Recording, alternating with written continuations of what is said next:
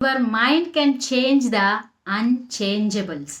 అంటే మీ mind unchangeable, నేను ఇంకా మారను అనుకున్నటువంటి మిమ్మల్ని మార్చగలుగుతుంది. చిన్నప్పటి నుంచి మీలో పాతుకుపోయినటువంటి ఏవైతే మూఢనమ్మకాలు ఉంటాయో, ఫాల్స్ బిలీఫ్స్ ఉంటాయో, వాటన్నిటిని కూడా చేంజ్ చేస్తుంది అన్నమాట.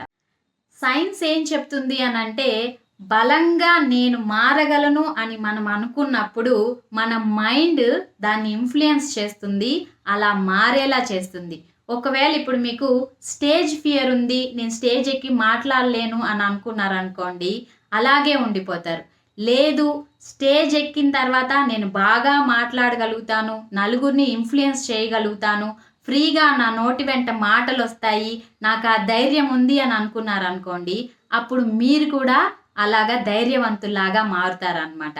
అంతేగాని కూర్చొని నాకు స్టేజ్ మీద మాట్లాడాలని ఉంది కానీ నలుగురిని చూస్తే నేను మాట్లాడలేను అని చెప్పి ఫియర్లో ఉండిపోయారనుకోండి, నీలో ఉండేటటువంటి థాట్స్ ఫీలింగ్స్ అన్నీ అలాగే పెట్టుకొని ఉండిపోవాల్సి వస్తుంది.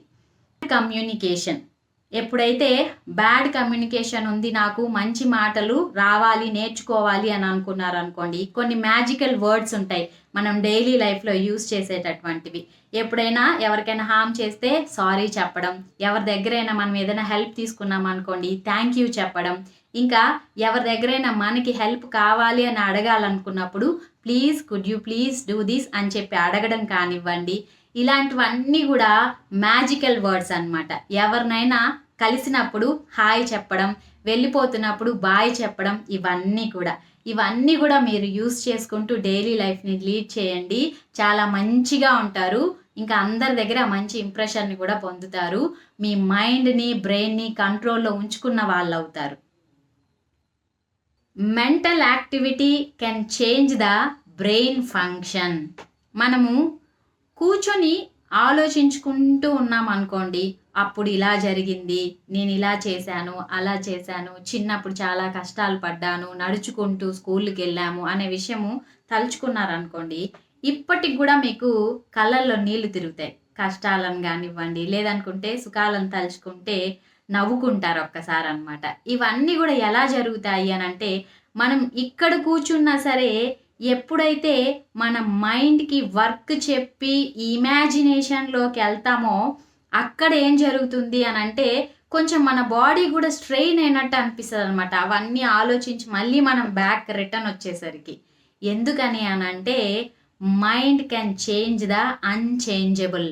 మనం ఇక్కడే కూర్చొని దూరపు ఆలోచనలు చేసినా కూడా మన మైండ్ ఏం చేస్తుంది, బ్రెయిన్కి ఇన్స్ట్రక్షన్స్ ఇచ్చి మనల్ని ఆ ఎమోషనల్ స్టేట్ వరకు తీసుకొని వెళ్ళి దాన్ని ఇప్పుడే జరిగినట్లాగా మన మనసుకు తెలిపి అప్పుడే మన కంట్లో నుంచి నీళ్లు రావడం కానివ్వండి, మన మొహం మీద చిరునవ్వు రావడం కానివ్వండి, ఇలాంటివన్నీ చేస్తుంది అన్నమాట.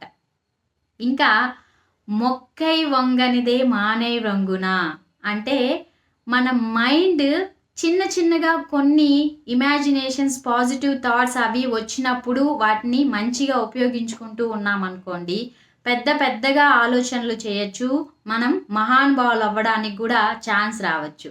అలా కాకుండా చిన్న చిన్న విషయాలను అస్సలు పట్టించుకోకుండా ఎప్పుడు నెగిటివ్ థాట్స్ వైపుకి వెళ్ళిపోతూ ఉన్నారు అని అనుకోండి, అప్పుడు మన మైండ్ ఏం చేస్తుంది, బ్రెయిన్కి నెగిటివ్ థాట్స్ ఇచ్చి ఎప్పుడు డిప్రెషన్లోకి ఉండిపోవడం, ఎప్పుడు ఏడుస్తూ ఉండడం, నేను చెయ్యలేను, నా వల్ల కాదు అనేటటువంటి నెగిటివ్ ఇంప్రెషన్నే కల్పిస్తూ ఉంటుంది. ఇంకా మన చేతల్లో మన మాటల్లో కూడా అలాంటి ఫీలింగ్సే బయటకు వస్తూ ఉంటాయి, నెగిటివ్గానే మిగిలిపోతాం అన్నమాట. అలా మిగిలిపోకుండా నెగిటివ్ థాట్స్ అన్నింటిని కూడా పాజిటివ్గా మార్చుకోండి. చేంజబుల్ అనేటటువంటి దాన్ని మీరు నిరూపించుకోవాలన్నమాట.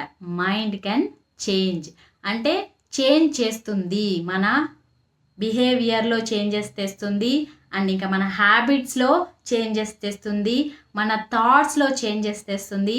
ఇవన్నీ మార్చుకున్నప్పుడు నీ బ్రెయిన్ని నువ్వు కంట్రోల్లో పెట్టుకోగలుగుతావు. నీ మైండ్ థాట్స్ పాజిటివ్గా ఉన్నప్పుడు నువ్వు మంచిగా ఒక మంచి వ్యక్తిగా ఈ సమాజంలో గుర్తింపబడతావు. నీ ఐడెంటిటీ అన్నది పాజిటివ్గా ఉందా నెగిటివ్గా ఉందని చెప్పి ఒక్కసారి ఆలోచించుకోండి, మిమ్మల్ని మీరు మార్చుకోండి.